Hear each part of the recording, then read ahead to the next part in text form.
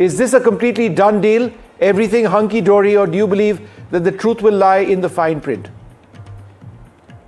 Well, thanks very much for allowing me to comment. It seems to me that with President Trump, nothing is ever a completely done deal. Whether or not you're going to have a U-turn on matters depends upon his assessment of what's in his interest as a transactional person at any one time. Nevertheless, this is a welcome development. These are the two largest democracies, and I would argue the greatest democracies in the world. There is not a single problem in the world that can't be helped, ameliorated, or even solved by cooperation between India and the U.S.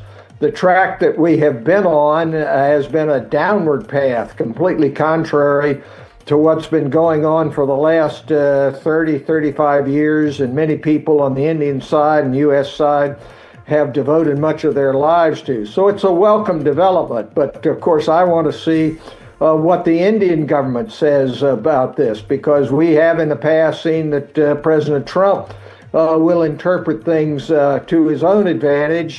He's a great reality television star and gets the most out of it.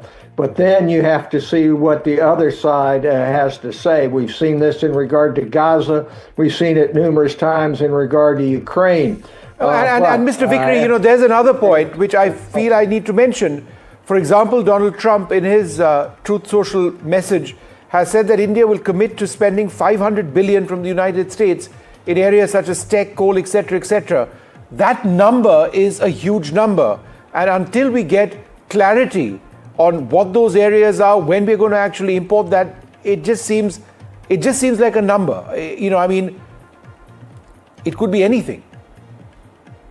Well, you're exactly right. 500 billion over what period of time, for what products, with what kind of reservations go on.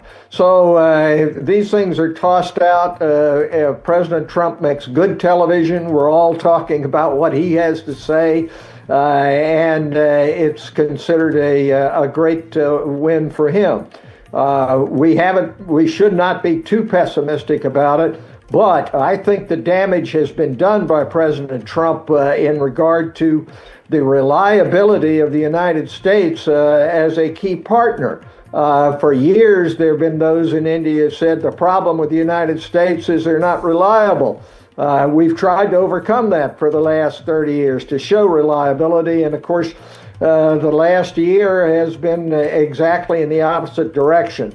So one tweet does not make an absolute change in the trajectory, but the underlying reality is whether it's economically, strategically in regard to China, whether it's building prosperity for the the average man and woman, there is so much in common that we can't allow this Donald Trump transactional approach to derail it.